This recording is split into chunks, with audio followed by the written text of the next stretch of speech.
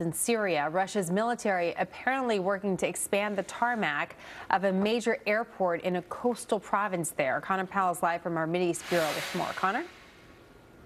Yeah, Jenna, Russia's support for Assad and its military involvement in Syria appears to be growing by the day and becoming much more visible. According to intelligence officials who tell Fox News, Russia's deployment of troops and equipment outside its own borders now in Syria is the largest since the end of the Cold War. Russia has long supported the Assad regime, really even before the start of the civil war in 2011. But according to reports, Russia is now expanding the runway at Latakia Airport so it can handle larger military cargo planes, meaning now Russia can transport and deliver much more large and sophisticated equipment and heavier weapons to the Syrian army.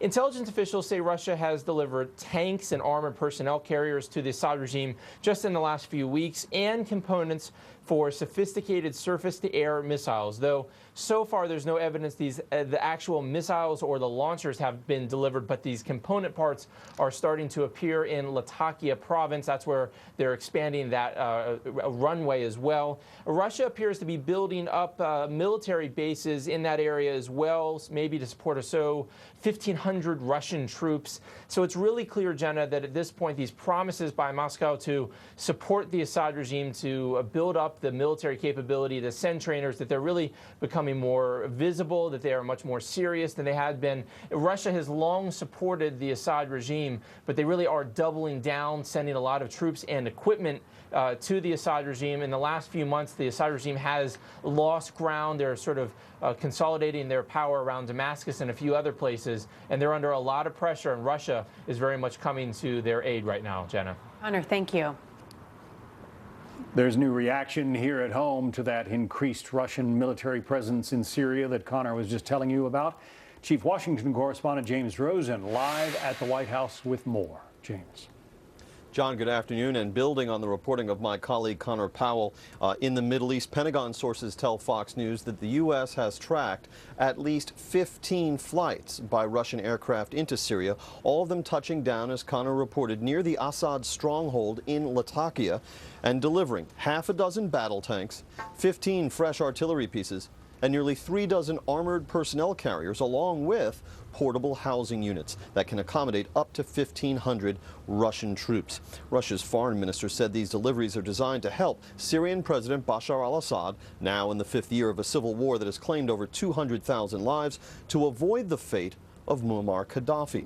The Obama administration's former envoy to Syria suggested yesterday that the president and his aides may be too focused on battling ISIS and not enough on ousting Assad. Got to keep the military pressure on him. That's what the local opposition fighters in Syria, not Islamic State, but the others who accept a political negotiation, they need help. This is a war. They need military assistance.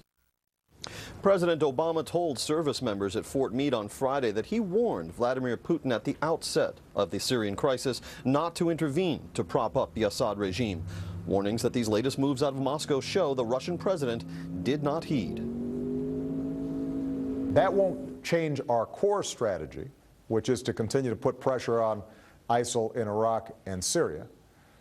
But we are going to be engaging Russia to let them know that you can't continue to double down on a strategy that's doomed to failure. Now, these Russian deliveries to Syria are in part flying through Iraqi airspace, and it is a point of some measure of humiliation for the United States that it has not been able to persuade the al-Abadi government in Baghdad to block these deliveries. John. Some interesting developments there, James. Thank you. You bet. Well, former President Jimmy Carter is carrying on despite